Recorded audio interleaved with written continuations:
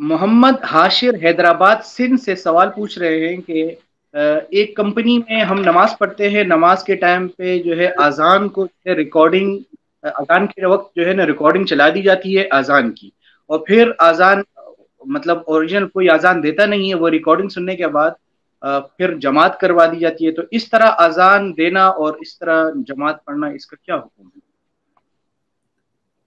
अजान का मसनून तरीक़ा तो यह है कि बराह रास्त इंसान दें।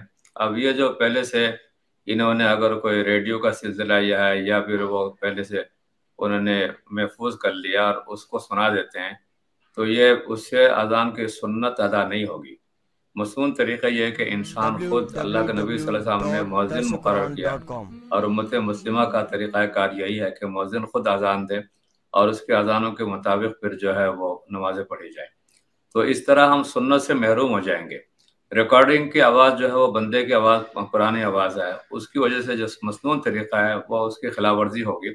इस लिहाज से हमारे मस्जिद के जो इंतज़ामिया है उनसे हमारी गुजारिश ये है कि मसनून तरीक़े को अपनाएं और इस तरह के तरीक़ों से जिससे यानी शरई उसूलों के ख़िलाफ़ हो, उनसे गुरेज किया जाए।